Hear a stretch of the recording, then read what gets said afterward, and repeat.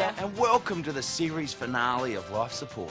The only lifestyle show that has all the advice and scams to help style the life you lead. We know you need all the help you can get. It's just wonderful to have your company. I'm Sigourney, and tonight I'll be showing all you modern women how to design your way to a better sex life. I'm Life Support's handyman Todd, and I've got some top tips to teach you tonight, including some safer safety to secure your suburban home and some more tip-top tucker. I'm Penny, and I've got all the answers you won't find in the encyclopedia or any other book. And tonight I'll be letting you in on how to get your banking done without getting done by fees. I look forward to that. I'm Dr. Rudy, and I'll be introducing you to the very latest device to help organise your life. And a little later on, I'll be showing you a great way to deal with a prevalent public problem. Well, it looks like we've got a lot of information to download into your living room. Certainly does. So for the last time, for a little while, Let's get to it. People complain a lot about the way banks invade our privacy, but there is a way to turn it to your advantage. And all you need is an ATM card and a scabby-looking mate. The video camera inside this ATM watches my every move. It sees me insert my card and enter my personal identification number.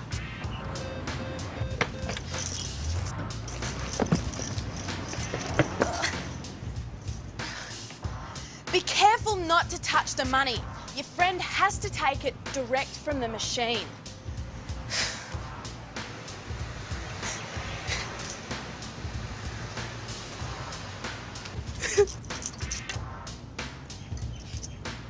The most important thing to remember is make sure you use an ATM from your own bank.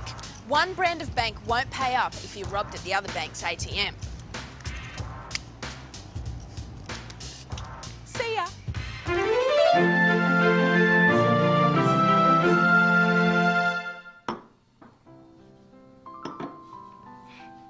Ladies, we all know that a dinner party can be a delicious cocktail of anecdotes, flirting and joie de vivre. But occasionally, there will be that one boring guest who brings the whole evening down by continually talking about their kids, property prices and politics. So tonight, I'm going to show you a surefire way to ensure that your dinner party conversation is suitably entertaining for all your guests. Just invite some close friends who have recently broken up, or better still, just gotten a divorce. But make sure that you don't tell either of them that the other one's coming. Hello, single girl. Mwah, mwah. Come in. It's also a good idea to invite one of them an hour earlier than the other to ensure they get a few drinks in. Oh, God. What the hell is she doing here? Oh, great. This is going to be fun. It certainly is. And if either person has started seeing someone new, don't forget to invite them, as they're crucial to the evening's entertainment. Oh, and who's this? Excuse me, but who the hell are you? Choose your music carefully. Then, just sit back and enjoy the entertainment. Can't believe Sigourney even invited you to this dinner in your cheap little dress. Oh, yeah, you would know it's a cheap dress. It's the only thing you bought me in the 4 years we were together. For 4 years, I had to put up with this whinging shit. Well, I'm sure another 4 hours won't kill you. Oh, don't be so childish. I'm Can you being see how childish. childish You're she the is? one who left without even leaving a note. Essential facts. Oh, yes, the And an mysterious email. facts. I don't Yeah, want there to was talk about it. nothing. Before dessert is served, your guests will be treated to a real-life operatic drama with a bitchy Melrose Place feel, and you'll be the hottest hostess in town. Bon appetit. But you were too drunk to remember anyone at our wedding.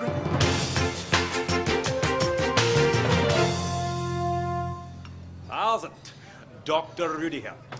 In this busy age, we all need help organising our lives. So we turn to diaries, filofaxes, laptops. But the problem is, as personal organisers get smaller and smaller, they can be cute, but unreliable. But not if you have the right one, like this one. This is my personal organiser, Bernadette. Everywhere I go, my personal organiser is with me. It holds all the information I need, reminds me of my business appointments and personal arrangements. And it's so sophisticated, you can talk to it, and it actually talks back. Don't forget you've got a haircut at 4 o'clock. Thank you, Bernadette. great, isn't it? And it's reliable.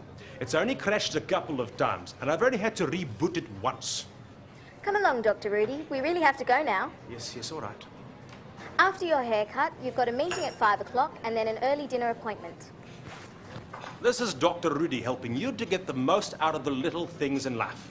Bye now.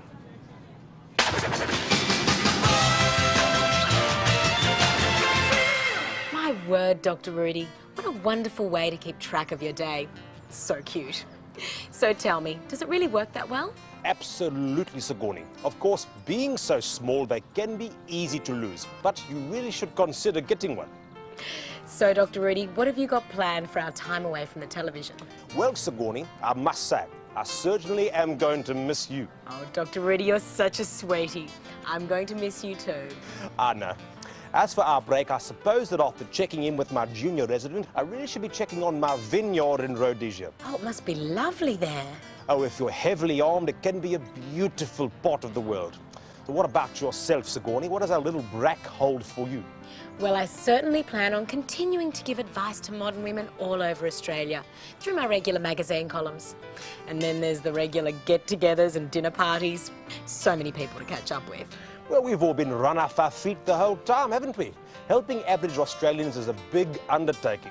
It certainly is. And we haven't finished yet. Oh, g'day. In this day and age, more and more people are installing these. And sometimes this simple prison design is all that will keep the criminal element out. Sturdy, secure and safe. Or is it? What if you're at home and there's a fire? Smoke fills the room, the door is blocked by flames, and the only way out is through the window. You're trapped and you're gone. So, if you install bars in your home, you may want to pay your dentist a visit and make sure he has fully up-to-date records. But you know, there is a way to feel safe in your home and escape a fire. Why not make your own security bars for your home? All you need is some shredded newspaper, some plain white flour, some water and some paint. Paper mache is dead easy to make. It's cheap as chips and it sets rock solid. Just mix a good portion of it together and then mould it into the shape of some bars for your windows. And just wait for them to set.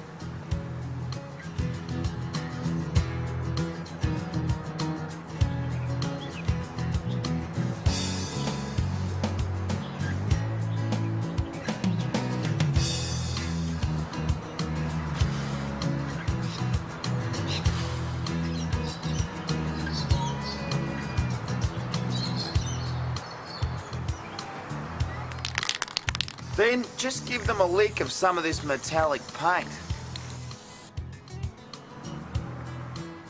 And there you have it. A criminal won't try and hit on this house now. Looks like too much hard work. And if a fire does break out, it's only paper and glue. The fire will burn them away while you can get away.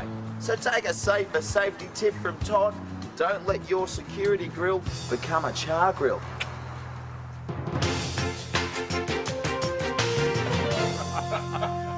Oh, Willie Bendera, she's a crazy woman, crazy.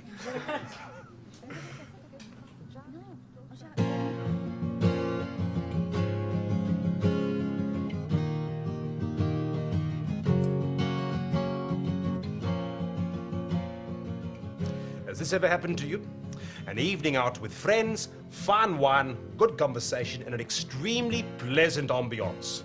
Then some canodal cop goes and spoils it all by deciding that everyone would like to hear him sing. A good way to combat such overt displays of self-indulgence is to fight fire with fire. Just drop your strides and start practicing a bit of candid masturbation of your own. A drastic measure to be sure, but definitely effective. Such a display may not only get the message across to all those boring wankers in your midst, it could also be used as a public demonstration against the more common forms of professional onanism. That's it, mate. If you're paying peanuts, you're going to get monkeys. You got the message.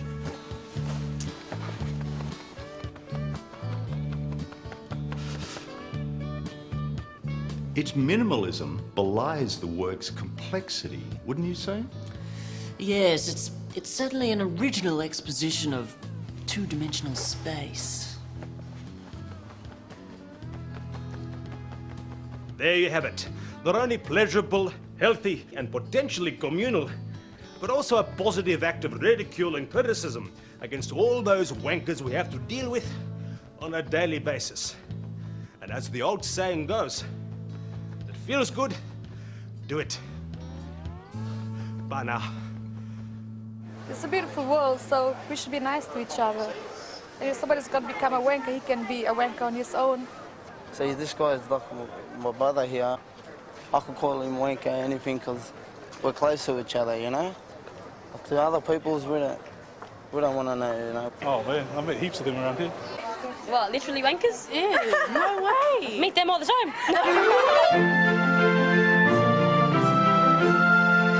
Bye. Call me. It's a problem far too many modern women face. After you've been with the same man a couple of years, or even a couple of times, you start to experience the same moves and the same sex. And there's nothing more tedious than a lazy lover. So tonight, I've got a wonderful idea for you modern women that's sure to put some marvellous moves back into your man and a smile back on your face. To start, you're going to need a set of plain white bed linen. Then you just need some inspiration. Take the time to get it right so he can. Once you've planned the moves you'd like to do, just take some fabric paint and fill in the silhouettes that show you both where various hands, feet and knees should be. Just make sure you remember to paint your positions in pink and his in blue. Then you have to number these moves and link them together with arrows so he knows what direction to go in. Then you can let him know how you'd like to make love by simply making the bed. Gentle and caring like this restrained style for that men that cry sexual experience. Or, if you're feeling adventurous and acrobatic, why not design something a little more challenging? And the addition of a wall hanging will increase your satisfaction and, of course, complement the decor. So there you have it. Just remember, for a full, enjoyable sex life, it's important to let your lover know exactly what you need. With a set of lazy lover linen, every woman can be really responsible for her own orgasm. Wow, Sigourney, I have never seen you take charge and be so in control. Oh, Penny. As a modern woman, my advice has always been about putting women in control. Not like that, though. That was so empowering to women. Heterosexual ones, anyway. Well, I think everything I do on life support is empowering to women. I must have missed something over the last 10 weeks, but it is kind of making sense. Well, it's never too late to learn, as our female audience have discovered. Anyway, I've got to say, for me, the past few weeks have been great. And from all the letters we've received, I can really see that you've totally gotten my POV. That's right. You certainly seem to be shaping the youth of the nation. Someone has to. Well, I just hope that your good work doesn't wear off while we're away. That's right. So remember, people, keep scamming the man, because even though we won't be in here, he's still out there. Excellent advice, Penny, and here's some more excellent advice now.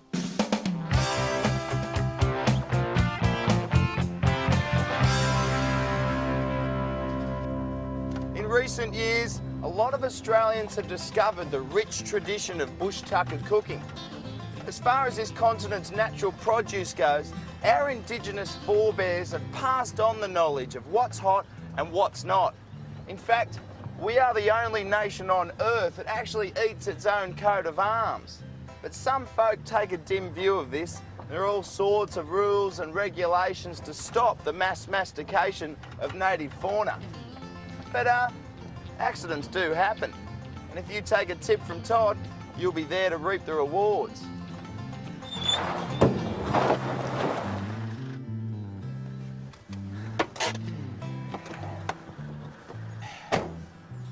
The modifications I've made to my bull bar are pretty simple. I've extended it so it's lower to the ground, and I've incorporated a wire net that slopes back at an angle so that all of the post-impact tucker stays put till you stop. Now, once you've bagged your meat, the cooking's up to you. I mean, I prefer to dig a hole, build a fire, and wrap my game in some paper bark for that traditional hungy-style meal. But if you really want to impress, take the flesh home and dazzle your loved ones with variations such as fairy penguin frittata, bilby à l'orange, echidna eclairs, or my personal favourite, roasted wombat.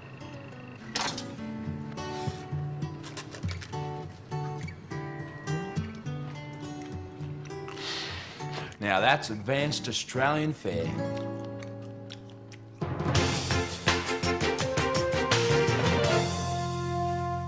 Here's some tea for you, bubble tea.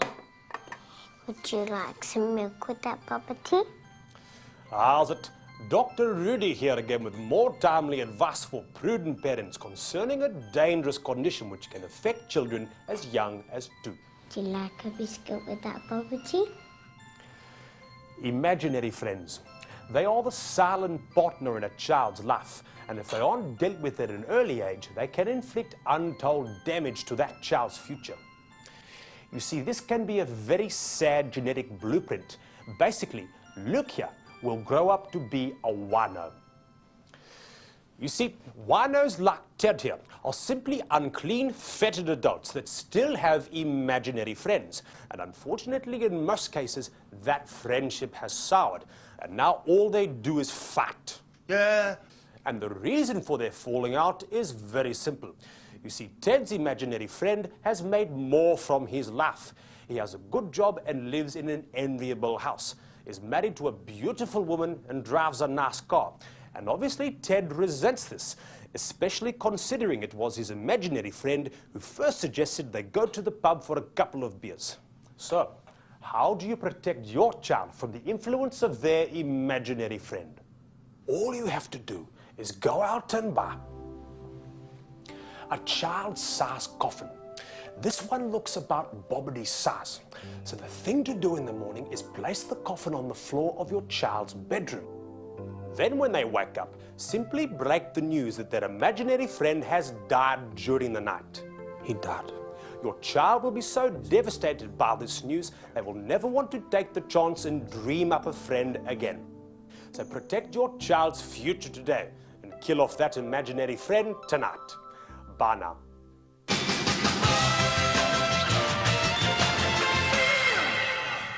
Well, Penny, this is the last show for a little while. What are you doing over the break? I can't say. Why not? Because it could be taken down and used as evidence. Oh, really? Yeah, and judges are much stricter if they know what you did was premeditated. What are you going to do? Oh, I'm going up to Surfers Paradise for school this week. Top beaches, great weather, plenty of young people. Should be all right. Good luck. Yeah, I'm doing some volunteer security work. I figure these kids have worked so hard in Year 12, they deserve to feel safe whilst letting their hair down. Safe? Real safe. What do you mean by that? Nothing, I just think we should move on to the next segment. What a great idea.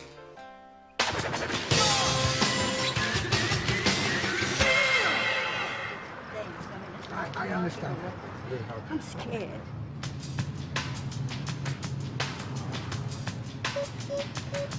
What do you want? Get away! Get away! Grab his work, come on. Are you tired of being hassled by stereotypes every time you go out after dark? Well, don't worry, because life support has the answer. Simply avoid being targeted by dressing like one of the gang. This way you know the only person mugging you when you withdraw money is the bank. Very nice, very nice. So be the baddest mofo in your hood and enjoy the feeling of not being victimised. Officer!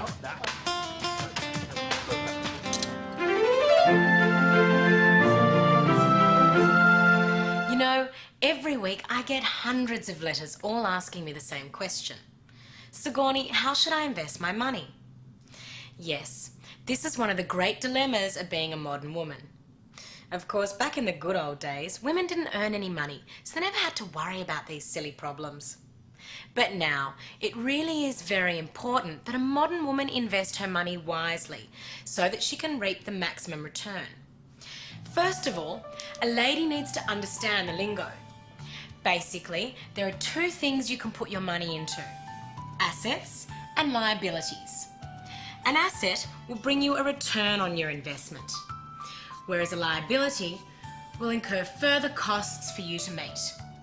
So let's have a look at some assets and liabilities. This frock is a liability. It costs $220. That's the initial purchase price. But wearing this dress will incur further costs. It'll cost you the interest of men, it'll cost you your dignity, and if you have any, it will cost you your self-respect. Now, this frock is an asset. It costs $350. Well, that purchase price is significantly more.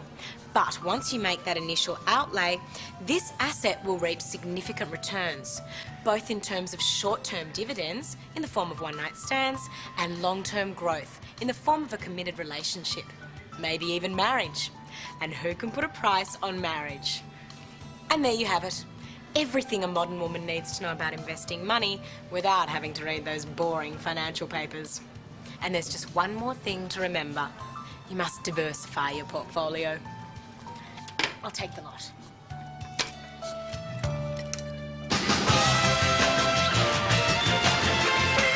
Well, here we are again. I know. I can't believe it. Yes, it is our melancholy duty to inform you that here we are at the end of another episode. Yes, the end of our 10th and final episode. As good a reason as any to make a croque bush. Excuse me? It's a croque bush. It's a cake made from custard-filled profiteroles and toffee. I tell you what, I'm going to miss your cooking, Sigourney. And I'm going to miss cooking for you, Todd. I'm going to miss reading the letters from you out there. So many problems. And I'm going to miss all the free stuff people have given me just because I'm on the telly. Yes, it's been a wonderful 10 weeks, and all of us here at Life Support hope that all of your lives have been improved in some way by us. That's right. I hope Todd's tips have set you on the straight and narrow. It's been a pleasure. And I hope my point of view has improved your view on how to scam the man and made your life just that little bit easier. And I know that my medical advice and financial wisdom has made many Australian families finally healthy and happy. Oh, I promised myself I wouldn't cry. So to stay true to that promise, we better say goodbye. But don't worry, Australia, we will return in the not-too-distant future. And until we do, be good to one another. And remember, we'll be back for you. Good night, Australia. Come.